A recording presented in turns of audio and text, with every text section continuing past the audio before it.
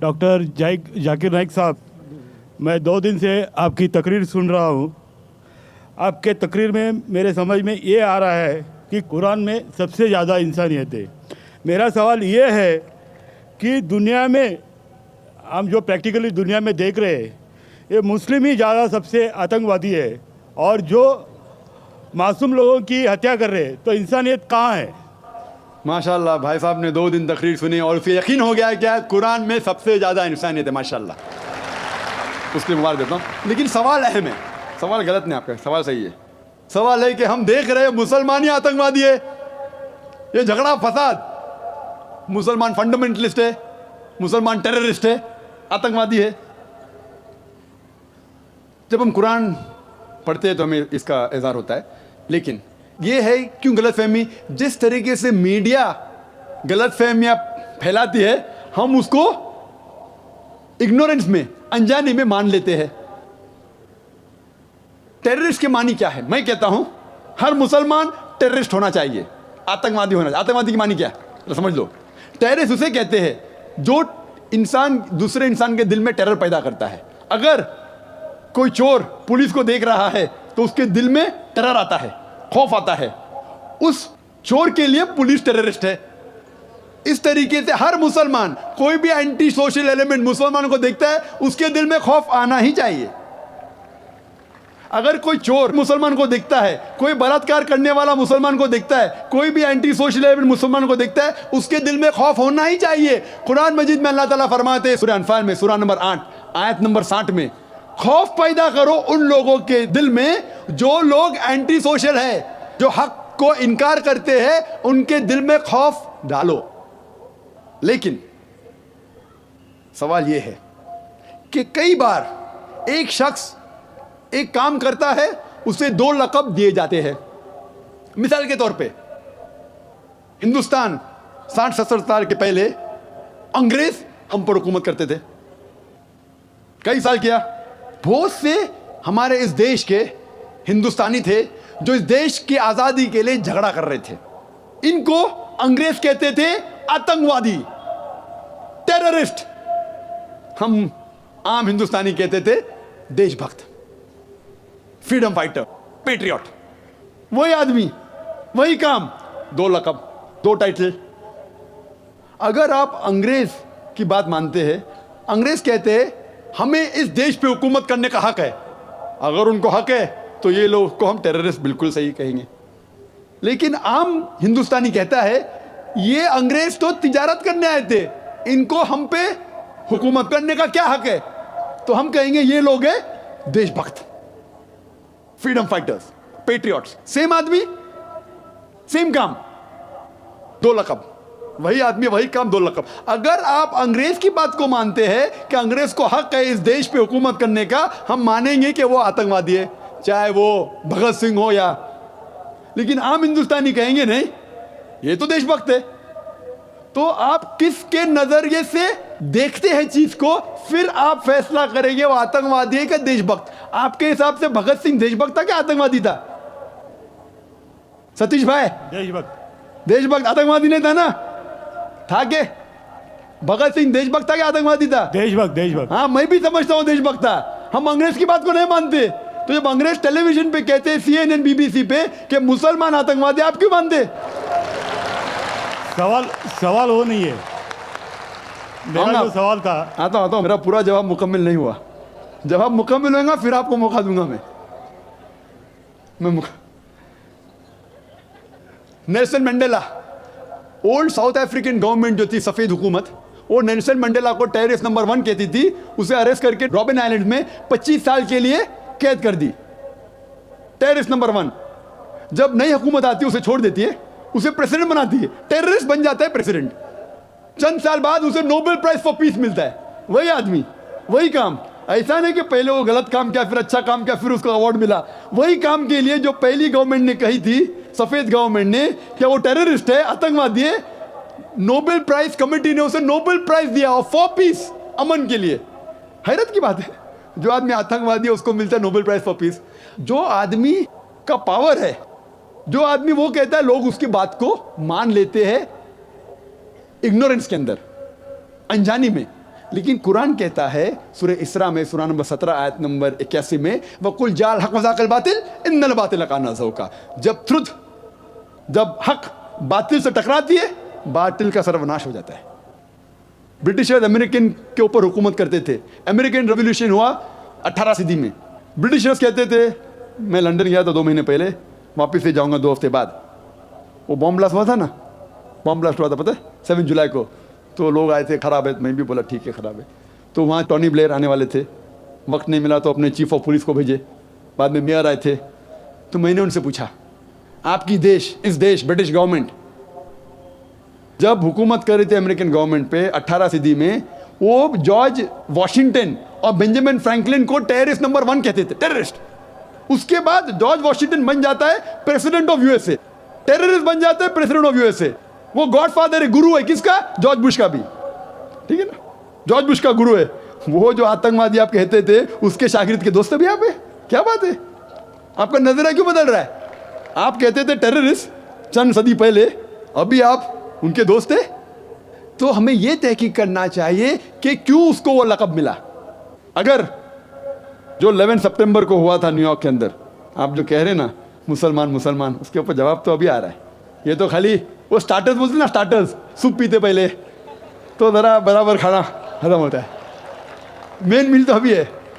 मुझे एक शख्स ने पूछा था जब मैं ऑस्ट्रेलिया गया था और इंग्लैंड के अंदर भी, doctor Zakir Naik, do you consider bin Laden to be a terrorist? क्या आप बिन लादेन को टेररिस्ट मानते हैं? तो मैंने कहा, भाई मैं बिन लादेन को जानता नहीं हूँ, मैं यही नहीं कह सकता वो टेररिस्ट है क्या नहीं, अच्छा है क्या बुरा, मैं नहीं जानता हूँ। कुरान में लिखा है सूरह हुजुरात में सूरह नंबर 49 आयत नंबर 6 में कि जब भी कोई बात कोई कहता है पहला तहकीक करो फिर दूसरे तक पहुँचाओ। अगर मैं CNN और BBC की बात मानूँ तो मुझे कहने पड़ेगा कि बिन लादेन टेररिस्ट है, लेकिन मैं क्यों मानूँ बात उनकी? क्योंकि मैं आदमी हूँ जो घूमता हूँ मीडिया में, जानता हूँ माशाल्लाह। तो मैं कहता हूँ ना बिन लादेन मेरा दोस्त है ना मेरा दुश्मन है, मैं नहीं जानता हूँ। लेकिन अब ये मुझे पूछना चाहते हैं टेररिस्ट नंबर 1 कौन है, तो ये तो जानता हूँ मैं, CNN जो अमेरिकन चैनल है, जॉर्ज बुश उसका प्रेसिडेंट है, गर्व से कहता है कि हमने हज़ारों अफगानिस्तान लोग को बम गिराए और कत्ल किए, इराक में हज़ारों का कत्ल किया, ठीक है।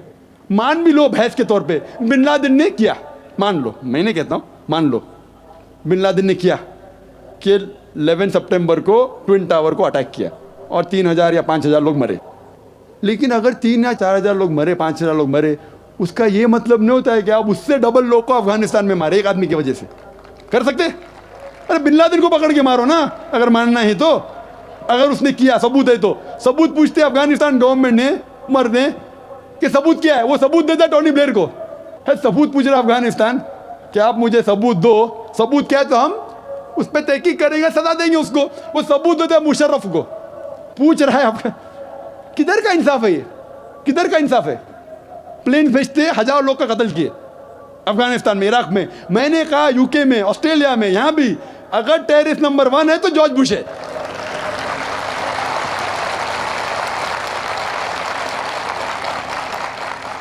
ट्विन टावर को किसने गिराया? CIA, FBI का क्या बजट है? इन लोग गर्व से कहते हैं अगर परिंदा भी पेंटागन के ऊपर उड़ेगा तो हम पहचान सकते। एक हवाई जहाज 1.5 घंटे बाद आके उसमें ठोक देता है, उनको पता ही नहीं चलता है। बहुत से अमेरिकन लोग, मुस्लिम लोग छोड़ो, क्या कहते हैं, अमेरिकन लोग, क्रिश्चियन लोग कहते हैं क्या ये इनसाइड जॉब था, अंदर की बात थी, ये अंदर की बात। जिस तरीके से ट्विन टावर गिरा वो प्लेन के जरिए गिर ही नहीं सकता है। कितने लोग कहते हैं कि ये जॉर्ज बुश ने किया अपने वोट बैंक के लिए। कल मैं कह रहा था ना पॉलिटिशियंस के बारे में, कल की तकरीर सुनी ना आपने, हकीकत लगी क्या ने? क्या होगा, 5000 लोग को मारो, वोट तो मुझे मिलेगा। $1 ट्रिलियन नुकसान, क्या फर्क पड़ता है? अगर नहीं गिराऊंगा ट्विन टावर को तो मैं थोड़ी इलेक्शन में आऊंगा। क्या करो, 1000 लोग का कत्ल करो, नुकसान करो करोड़ रुपए का, मैं तो आ गया वापस सीट पे। ये मैं नहीं कह रहा हूं, ये मैं नहीं कह रहा हूं, ये अमेरिकन लोग कह रहे, तो गलत है। मैं नहीं कह रहा हूं कि जॉर्ज बुश ने गिराया, मैं जानता ना, मैंने तहकीक थोड़ी की। मैं कह रहा हूं कि बाकी लोग क्या कह रहे। अमेरिकन लोग कहते हैं कुछ लोग कि बिन लादेन ने क्या, कुछ ने कहा जॉर्ज बुश। लेकिन ये तो मैं जानता हूं कि मैं टीवी पे जो देखा हूं वो खुद के चैनल के ऊपर कि जॉर्ज बुश गर्व से कह रहा 1000 लोग को मैंने मारा हूं, इसीलिए मैं जॉर्ज बुश को टेररिस्ट नंबर 1 कहता हूं। ये बाबरी मस्जिद में जो हुआ हिंदुस्तान में, गुजरात में क्या हुआ, वोट बैंक के लिए हिंदू मुस्लिम में झगड़ा करो, बाबरी मस्जिद को कौन जानता था पहले? आप जानते थे? सुने थे बाबरी मस्जिद के बारे में? ये दंगे फसाद के पहले 1985 के पहले सुने थे? नहीं सुना था। मैं भी नहीं सुना था। ये वोट बैंक के लिए झगड़ा फसाद, 1000 लोग मारे गए। गुजरात में जो हुआ क्या सही हुआ? अगर पुलिस चाहती तो, हमारे हिंदुस्तान पुलिस में माशाल्लाह इतना पावर है कि अगर चाहती तो दंगा फसाद हो ही नहीं सकता। बंबई में जो हुआ 1992 में, इफ द पुलिस वांटेड, किसकी जरूरत के बाहर रास्ते पे आए? लेकिन वो पॉलिटिशियन की इजाजत है, यहाँ मत जाओ, वहाँ मत जाओ, यहाँ हंगामा करो, यहाँ कर्फ्यू लगाओ, वहाँ मत कर्फ्यू लगाओ, यहाँ मुझे वोट मिलेगा, वहाँ नहीं मिलेगा। आप समझे ना? तो ज़्यादातर चाहे इंग्लैंड में हो या अमेरिका में हो या हिंदुस्तान में हो, कोई भी पॉलिटिशियन हो, तो ये पॉलिटिशियन की हरकतों की वजह से, जैसा मैं कल कहा, तो लेबल लग गया अभी मुस्लिम लोग पे टेररिस्ट। अगर आप जानते गुजरात में कितने लोग के माँ का अपने आंख के सामने बलात्कार हुआ, बलात्कार करने वाला पड़ोसी है, उसके ऊपर कोई एक्शन नहीं लिया जा रहा है, तो वो कानून अपने हाथ में लेता है, गलत करता है, हम भी लेता है, क्या करें? सब समझ रहे? तो हमें यह जानना चाहिए इस आतंकवाद की जड़ क्या है। तो हमें जड़ पे जाना चाहिए और जड़ को खत्म करना चाहिए। अगर हम एक हो जाएंगे, अपनी किताब एक खुदा में माने, सिर्फ खुदा से डरे, जो खुदा की बात मानता उसको वोट दे, ना कि दंगे फसाद करे, आप समझ रहे? तो इंशाअल्लाह अमन होगा। और आप देखेंगे इसके बावजूद, इतना होने के बावजूद, अमेरिका में एक न्यूज है कि 9 महीने बाद 11 सितंबर के बाद 34,000 अमेरिकन ने इस्लाम कबूल किया। क्यों? जितना मीडिया इस्लाम के खिलाफ बात कर रही है, उतना ही इस्लाम फैल रहा है। मैं जब तकरीर करने जाता था 11 सितंबर के पहले अमेरिका में, मजमा होता था माशाअल्लाह हजारों लोग का, ये अमेरिकन बहुत कम आते थे। अभी जाता हूं तो बड़ी तादाद है। ये जानना चाहते क्या इस्लाम में? आप भी आ जाए, शायद 11 सितंबर के पहले नहीं आते थे, बराबर कि नहीं? आप जानना चाहते क्या मजहब है ये आतंकवादी मजहब, मैं भी तो देखूं, आके मुतासिर हो गए क्या नहीं? अल्हम्दुलिल्लाह। डंके की चोट पे कहता हूं, मैं क्यों डरूं किसे?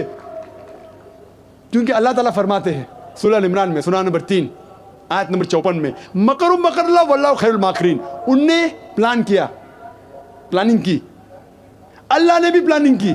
सबसे बेहतरीन प्लानर अल्लाह है। ये वेस्टर्नर्स प्लानिंग कर रहे के इस्लाम को दबाने को, इस्लाम और बढ़ रहा है और फैल रहा है। जितने दबाने की कोशिश कर रहे हैं, फैल रहा है। मीडिया कहती है कि इस्लाम में खवातीन के हुकूक नहीं है। 2/3 ऑफ द पीपल एक्सेप्टिंग इस्लाम, 66% के ऊपर जो लोग इस्लाम कबूल कर रहे हैं अमेरिका और यूरोप में, वो वुमेन है, औरतें। अगर औरतें को हुकूक हक नहीं मिलते इस्लाम में, तो ये अमेरिकन औरतें इस्लाम क्यों कबूल कर रहे, यूरोपियन औरतें क्यों कबूल कर रहे? क्योंकि इनको इस्लाम में जितने खराबी दुनिया में है उसका हल मिल रहा है।